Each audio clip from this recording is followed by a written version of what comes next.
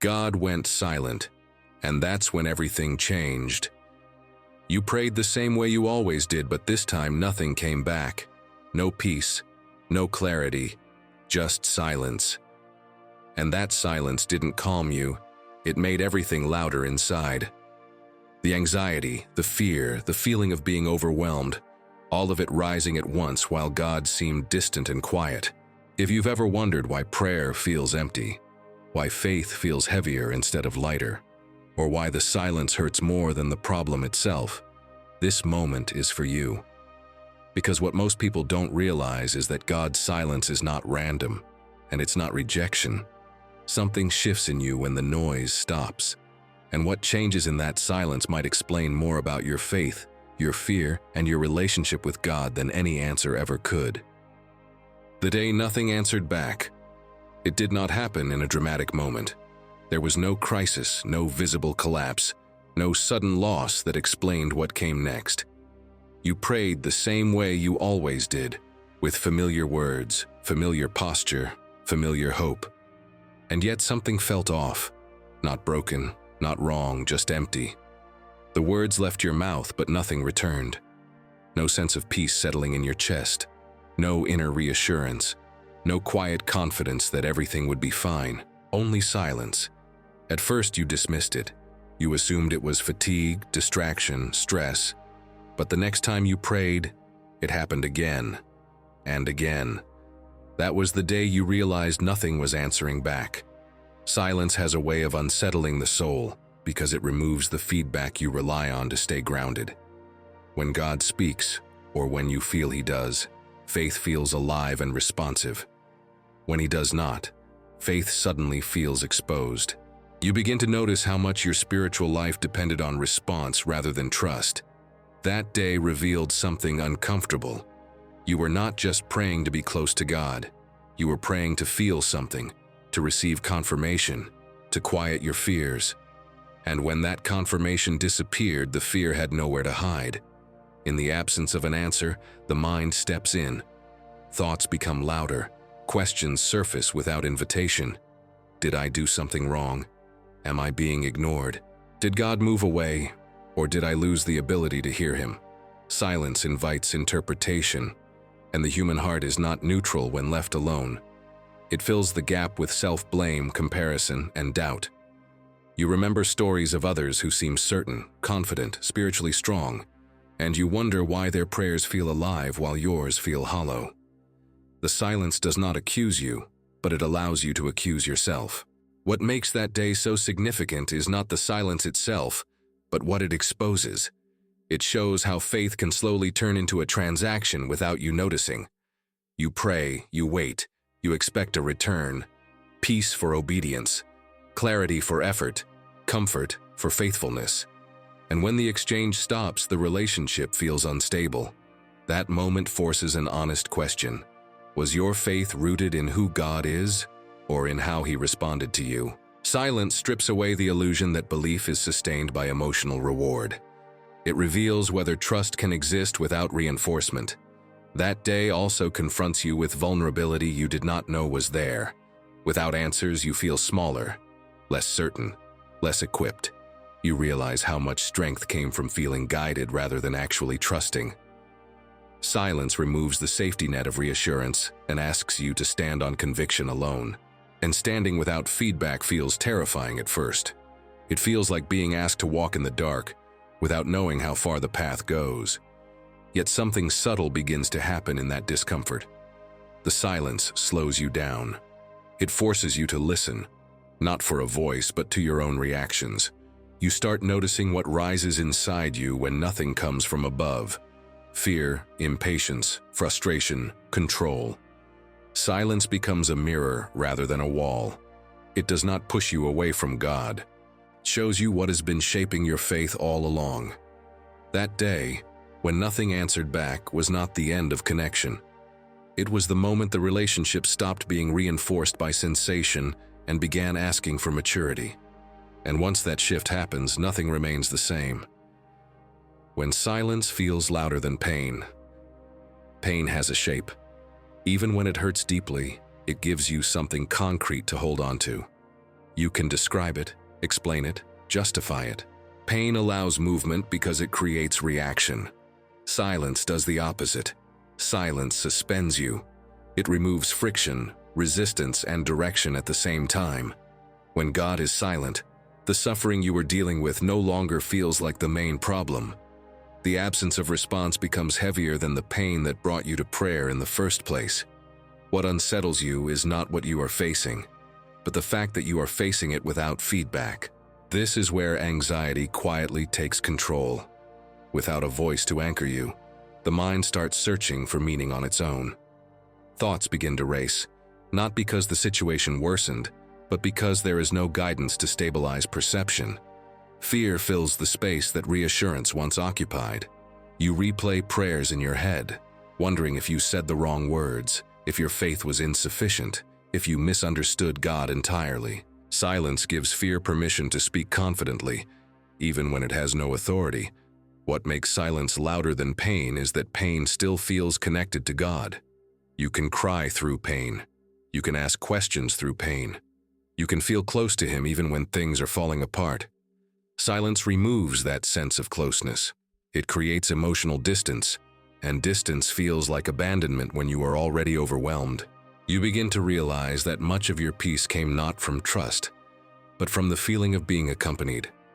When that feeling disappears, everything inside you feels exposed. In silence, the nervous system stays alert. The heart remains braced, waiting for something that does not arrive. There is no release, no resolution, no moment of relief. This constant state of anticipation drains you slowly. You are not collapsing, but you are not resting either. And that tension makes silence feel unbearable. It is not dramatic suffering. It is quiet exhaustion, the kind that makes faith feel heavy instead of life-giving. Silence also removes the illusion that you are in control. Pain often allows you to act, to fix, to endure. Silence offers no action plan. You cannot solve it. You cannot force an answer. You cannot accelerate it. And that helplessness touches a deeper fear, the fear of not knowing what comes next. The silence confronts you with the reality that faith was never meant to eliminate uncertainty, only to teach you how to stand inside it. Yet this is where an uncomfortable truth begins to surface. The reason silence feels louder than pain is because it exposes dependency. Not dependency on God, but dependency on reassurance, on clarity, on emotional stability. Silence reveals how deeply you relied on certainty to remain faithful. It uncovers the hidden agreement you made with belief. I will trust as long as I feel guided. I will believe as long as I sense peace. When those conditions disappear, faith feels fragile, but only because it is being reshaped. God's silence does not amplify pain. It amplifies awareness. It removes distractions and reveals what pain alone could never show you. How you react when there is no answer. How you cope when certainty dissolves. How much of your faith was supported by emotion rather than conviction. Silence feels louder because it forces you to hear yourself. And that is the sound many people are not prepared to face. Faith without echoes. Faith feels strong when it is echoed back to you. When prayers bring relief. When reading scripture calms the mind. When God feels near and responsive. Belief seems natural, almost effortless. But when the echoes stop, faith becomes something else entirely. It loses its emotional reinforcement. It no longer rewards you with immediate comfort. And that is when belief is no longer supported by feeling, but by choice. Without echoes, faith feels exposed. You speak words of trust, but they return to you unanswered. You declare belief, but there is no internal confirmation to affirm it.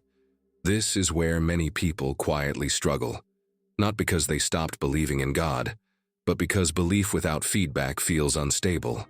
You begin to wonder if faith still counts when it does not feel alive, when prayer feels like speaking into empty space, when reading familiar passages brings no warmth, no clarity, no sense of connection.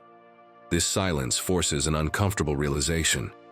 Much of what felt like faith was sustained by response. The echo gave you confidence.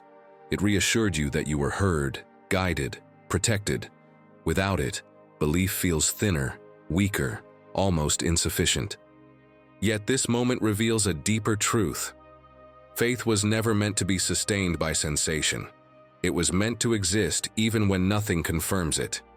Faith without echoes challenges your motives. You have to ask yourself why you still believe when nothing reinforces it. Why you continue to pray when it brings no emotional relief. Why you remain faithful when God feels distant. These questions do not weaken faith. They purify it. They remove the need for reward and expose what remains when belief stands alone. In this season, faith becomes quieter, less expressive, less confident. It does not announce itself or seek validation. It simply remains. You stop trying to feel spiritual and start choosing faith without performance. There is no audience, no reassurance, no response, only a steady, often fragile decision to trust without proof. And this is where faith matures, not loudly, but deeply. This kind of faith feels uncomfortable because it removes certainty. You cannot rely on emotion to guide you. You cannot measure belief by peace or clarity. You have to trust God's character without experiencing His presence. And that feels risky. It feels like standing on something invisible. Yet this is the foundation faith was always meant to have. Not confidence in feeling, but confidence in who God is, regardless of how He feels to you. Without echoes, you begin to notice how often faith was used as emotional regulation, how prayer became a way to calm anxiety rather than surrender control, how belief was tied to feeling safe rather than trusting God. Silence dismantles these patterns gently but firmly. It invites you to stay without reward, to believe without relief, to remain faithful without reassurance. Faith without echoes does not feel powerful. It feels small, quiet, and uncertain. But it is honest. It does not pretend. It does not exaggerate. It simply stands, even when standing feels pointless. And this is where faith stops being supported by what you receive and starts being defined by what you trust. When there are no echoes, belief is no longer about what comes back to you. It becomes about who you choose to trust in the absence of everything else. The collapse of spiritual expectations. Spiritual expectations often form quietly. No one sits down and decides to build faith around guarantees. Yet over time, assumptions take shape. You expect that obedience will bring clarity, that prayer will bring peace, that faithfulness will be met with reassurance. These expectations feel reasonable because they are reinforced by stories, testimonies, and moments when God did respond. But silence dismantles them without warning. When nothing comes back, the structure you built around belief begins to weaken, not because God failed, but because the expectations were never promised. This collapse is deeply unsettling because it feels like losing the rules of the relationship. You followed what you thought was required. You prayed, you trusted, you remained faithful, and yet the silence persists. It forces you to confront a painful realization. You were not just trusting God, you were trusting a version of how you thought He would behave. When that version disappears, confusion replaces confidence. You feel disoriented, unsure of what belief even means without predictable outcomes. As expectations collapse, frustration rises. You begin to notice subtle resentment forming beneath the surface. Not loud anger, but quiet disappointment. The kind that asks why effort no longer seems to matter. Why devotion does not produce results. Why faith feels one-sided. This internal conflict is uncomfortable because it contradicts the image of steady belief you try to maintain. Silence exposes the tension between trust and expectation, between surrender and control. The collapse of expectations also strips away comparison. You see others speaking confidently about answered prayers, divine guidance, and peace, while you remain in stillness. And this contrast deepens the discomfort. You wonder if you misunderstood God, if your faith was flawed, or if you were never as close as you believed. Silence does not answer these questions. It allows them to sit, unresolved, forcing you to examine the foundation of your belief rather than the outcome of your prayers. What makes this collapse necessary is that expectations quietly replace trust over time. They give you a sense of security, a way to predict God's behavior, a system that feels manageable. Silence dismantles that system. It removes the illusion that faith is transactional, that belief earns response, that devotion guarantees clarity. When expectations fall apart, faith becomes less controlled and more honest. This stage feels like loss because something familiar disappears. You no longer know what to expect from prayer. You no longer measure faith by peace or clarity, and that uncertainty feels threatening. Yet it is in this collapse that faith stops leaning on assumptions and begins to rest on surrender. Not surrender as resignation, but surrender as release. Release of control, release of entitlement, release of the need to understand God in order to trust Him. When spiritual expectations collapse, belief becomes simpler but heavier. There are fewer promises you rely on, fewer emotional rewards to sustain you. What remains is not excitement, but commitment, not certainty, but humility. Silence does not destroy faith here. It removes the conditions you placed on it. And once those conditions are gone, faith is no longer built on what you expect God to do, but on who He is, even when He does nothing you anticipated. What survives when certainty dies? Certainty gives faith a sense of stability. It allows you to plan, to anticipate, to believe you understand how things will unfold. When certainty is present, trust feels natural because the future feels manageable. But silence erodes certainty slowly. Not all at once, not dramatically, but piece by piece. You realize you no longer know what God will do next. You stop predicting outcomes. You stop assuming clarity will arrive. And in that space, something unfamiliar takes shape. When certainty dies, fear often speaks first. The mind resists uncertainty because it removes control. You want to know what is coming so you can prepare emotionally. Without certainty, every decision feels heavier. Every step feels riskier. And yet, certainty was never the foundation of faith. It was comfort disguised as confidence. Silence exposes that difference with precision.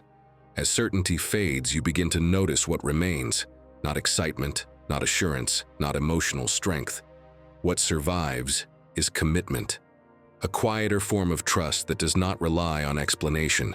You keep believing, not because you understand, but because you choose to stay. This is not dramatic faith. It does not announce itself. It does not feel victorious. It simply endures. This endurance is often misunderstood. People assume strong faith feels confident, but faith that survives without certainty feels vulnerable. It admits doubt without letting it rule. It accepts not knowing without collapsing. It continues to pray, not expecting answers, but refusing to disconnect. What remains is a relationship stripped of illusion. God is no longer predictable, but He is still trusted. Without certainty, you stop negotiating with God. You stop expecting timelines. You stop asking for signs as proof. Faith becomes less about outcome and more about alignment. You begin to trust God's character instead of His actions, and that shift changes everything. You no longer need to understand His silence to remain faithful. You remain because trust has become internal rather than conditional. This stage reshapes identity. You are no longer someone who believes because things make sense. You become someone who trusts even when they do not. Certainty once gave you confidence, but trust now gives you stability. It holds you steady without explanation. It teaches you how to live without closure, how to move forward without answers, how to rest without resolution. What survives when certainty dies is not clarity, but depth. Not control, but surrender. Not assurance, but loyalty. Silence removes what was fragile and leaves what is real.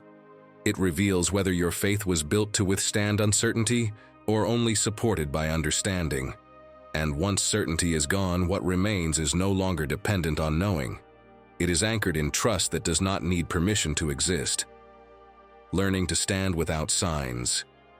Signs give direction. They reassure you that you are moving the right way, that God is guiding each step. that your choices are approved. Over time, they become a reference point, a quiet dependence you rarely question. When signs disappear, confusion sets in quickly. You are no longer sure if you should move forward or stay still. Every decision feels heavier because there is no confirmation attached to it. Silence removes the external markers you relied on and leaves you alone with responsibility. Standing without signs feels like standing without protection.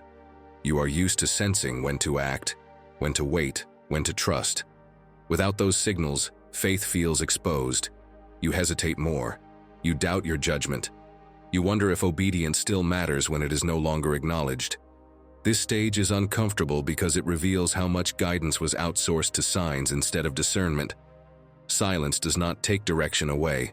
It forces you to develop it internally. In this season, faith shifts from reaction to intention. You are no longer responding to cues. You are choosing based on conviction.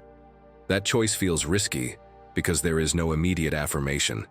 You move without applause, without reassurance, without the safety of knowing how things will turn out. And yet, this is where spiritual maturity quietly forms. You begin to act not because you were told to, but because you trust the path enough to take responsibility for your steps. Learning to stand without signs also exposes fear of failure. Without confirmation, mistakes feel more threatening. You worry that one wrong decision could distance you further from God. Silence challenges this fear by removing perfectionism. It teaches you that faith was never about flawless decisions, but about staying connected even when you stumble.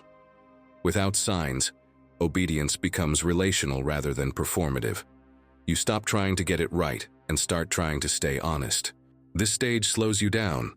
You listen more carefully. You reflect longer. You become aware of your motivations instead of rushing toward outcomes. Silence sharpens awareness. It reveals whether you were seeking guidance to obey or to feel secure. Standing without signs teaches you to act from trust rather than reassurance. It develops courage that does not depend on clarity. As you stand, something subtle changes. You stop asking for proof before trusting. You stop demanding certainty before moving. Faith becomes quieter, steadier, less dramatic. You learn to live with unanswered questions without needing to resolve them.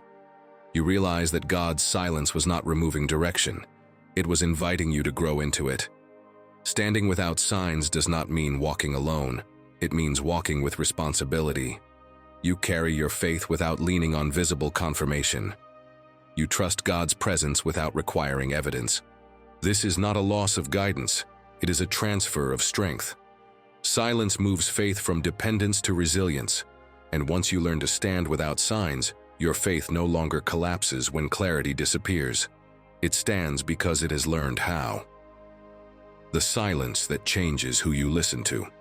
When God goes silent, the volume of everything else increases. Voices that were once background noise suddenly step forward. Opinions, fears, memories, expectations, and judgments begin to compete for authority. You start noticing how many voices shaped your faith without you realizing it. The silence does not create confusion. It reveals what was already influencing you. Without God's voice feeling present, you become aware of how often you leaned on others to interpret your faith, your struggles, and even God Himself. At first, this is overwhelming. You listen more closely to people who sound confident, certain, spiritually secure. You search for clarity in sermons, books, conversations, hoping someone else can explain what God is not saying to you. But no explanation fully settles the unrest. The more voices you consult, the heavier the confusion becomes. Silence exposes the limits of borrowed conviction. Faith filtered through too many voices loses its grounding. What once felt supportive now feels noisy and misaligned. This stage forces a critical shift. You begin to notice which voices increase anxiety and which bring steadiness. Some voices amplify fear by offering quick conclusions.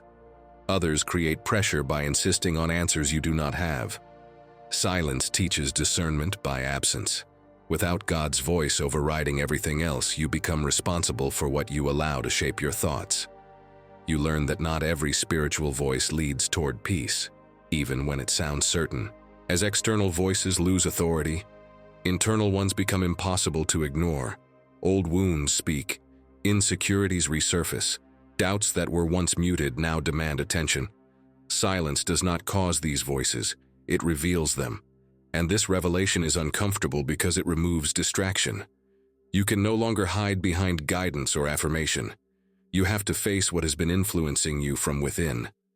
This is where faith becomes deeply personal, not inherited, not repeated, but owned. Gradually, something changes. You stop reacting to every opinion. You stop measuring your faith against others. You stop asking what you should feel and begin noticing what you actually feel. Silence sharpens awareness. It trains you to listen without immediately obeying. You become selective.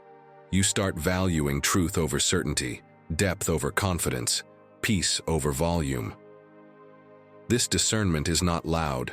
It develops quietly, through reflection rather than reaction. In this quiet, a different kind of listening emerges. Not for instructions, not for explanations, but for alignment. You begin to sense what draws you closer to trust and what pulls you into fear. You learn to recognize when a voice is shaping faith or distorting it. Silence teaches you that guidance does not always come as instruction. Sometimes it comes as clarity about what to ignore. This shift is subtle but profound. You no longer need constant input to remain faithful. You no longer depend on others to define your relationship with God. Silence removes intermediaries. It places responsibility back in your hands. You listen with intention rather than urgency. You become aware of how easily faith can be influenced by noise and how deeply it stabilizes in quiet. The silence that once felt empty becomes discerning. It teaches you not only how to listen, but who deserves your attention. And once that awareness forms, your faith is no longer shaped by the loudest voice in the room. It is shaped by what brings clarity without pressure, truth without fear, and trust without explanation. Becoming someone who no longer needs an answer. There comes a point in the silence when the urgency to understand begins to fade. Not because the questions were answered, but because they no longer control you. At first, the need for answers feels overwhelming. You want clarity to feel safe. You want explanation to regain balance. You believe that if God would simply speak, everything inside you would settle. But over time, something shifts. The questions remain, yet their grip loosens. You stop chasing resolution as if it were the source of peace. This transformation is quiet and often unnoticed. You still care. You still wonder. But you are no longer consumed by the need to know. Silence has slowly taught you that understanding was never the foundation of trust. It only felt that way because answers gave you a sense of control. Without them, you were forced to sit with uncertainty long enough to realize that your faith could survive without closure. Becoming someone who no longer needs an answer does not mean indifference. It means maturity. You learn that peace does not come from explanation, but from acceptance. You accept that not everything will be clarified. Not every prayer will be resolved. Not every silence will be explained. And instead of fighting this reality, you begin to rest inside it. The constant mental effort to figure God out gives way to a quieter trust in who He is. This stage changes how you relate to God. You stop interrogating Him. You stop negotiating terms. You stop measuring your faith by outcomes. Prayer becomes less about receiving and more about remaining. You speak honestly without expecting resolution. You listen without demanding response. Silence becomes less threatening because it no longer feels like something you must fix. As the need for answers fades, emotional stability increases. Anxiety loses momentum. Fear no longer dominates your inner dialogue. You realize that many of your questions were driven by discomfort rather than faith. You wanted answers to escape uncertainty, not necessarily to grow through it. Silence removes that escape and teaches you how to live without constant reassurance. This is where faith becomes internalized. It is no longer reactive. It does not rise and fall with circumstances. It does not depend on clarity to function. You carry it quietly, steadily, without the need to justify it or explain it. You stop asking why as often, Not because the question is forbidden, but because it no longer defines your peace. Becoming someone who no longer needs an answer is deeply freeing. It releases you from the pressure to understand God in order to trust Him. It allows you to live fully even when questions remain unresolved. You move forward without waiting for permission. You love without conditions. You trust without proof. Silence no longer feels like a barrier. It becomes a space where faith stands on its own. This transformation does not announce itself. It happens slowly, through endurance rather than revelation. One day you realize that the silence no longer unsettles you the way it once did. The questions are still there, but they no longer own you. And in that moment, you understand that something profound has changed, not in God, but in you. The moment silence turns into meaning. At some point, often without warning, the silence you once resisted begins to rearrange itself in your memory. Not because it ended, and not because answers suddenly appeared, but because perspective quietly shifted. You start to see patterns you could not recognize while you were inside the waiting. Moments that felt empty begin to connect. What once seemed like absence starts to reveal intention. Silence does not explain itself, but it begins to make sense in ways that words never could. This moment is not dramatic. There is no sudden clarity, no emotional breakthrough, no clear statement from God. It arrives subtly, through reflection rather than revelation. You look back and realize that during the silence, something inside you changed. Your reactions softened, your urgency slowed, your dependence on certainty weakened. You were being shaped while you were waiting, even when you believed nothing was happening.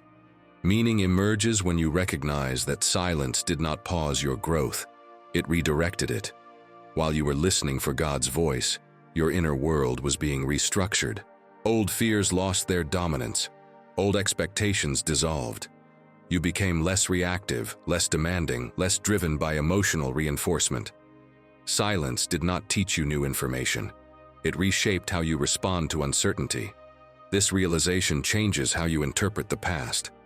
What once felt like abandonment now looks like restraint. God was not absent. He was allowing space. Space for you to develop trust without pressure. Space for faith to exist without constant validation. Space for you to confront what guided you when no one else was speaking. Meaning does not come from what God said during the silence. It comes from who you became because of it. As meaning forms, resentment fades. The frustration you once felt loses its edge. You stop replaying the silence as loss and begin recognizing it as formation. Not because it was easy, but because it was effective. You understand that some lessons could not have been learned through answers. Some growth could not have happened through reassurance. Silence did what words could not. This shift also changes how you face future uncertainty. You no longer interpret silence as danger. You have lived through it. You have seen what it produces. The fear of not knowing loses its power, because you know that growth does not stop in uncertainty. Faith no longer collapses when clarity is delayed. You have evidence, not an explanation, but an experience. Meaning settles in quietly. It does not demand attention. It simply reframes the past. You realize that the silence was not wasted time. It was not a mistake. It was not neglect. It was a necessary space where faith moved from dependence to depth, where trust stopped asking for proof and started existing on its own. This is the moment silence stops feeling empty. It becomes coherent, not fully understood, but deeply integrated. You no longer need to defend it or explain it. You carry it as part of your story. The silence that once unsettled you now anchors you. And in that realization, you understand that what changed was not God's distance, but your capacity to trust without needing to hear His voice. Why everything changed the moment God went silent. Everything changed not when God spoke again, but when you realized you no longer needed Him to. This is the truth few people ever reach, and even fewer understand while it is happening. Silence did not mark a pause in your faith. It marked a transition. It separated who you were from who you were becoming. Before the silence, Faith leaned on reassurance, clarity, and emotional confirmation. After the silence, faith stood on trust alone. That is why everything changed. When God went silent, He removed the supports you did not know you were using. He took away the emotional feedback, the predictable comfort, the sense of being constantly guided, not to weaken you, but to reveal what remained without them. And what remained was not emptiness. It was resilience. It was a faith that no longer depended on feeling close to God in order to trust Him. A faith that did not collapse when answers were delayed. A faith that could exist without explanation. This is the part of the journey where many people turn back.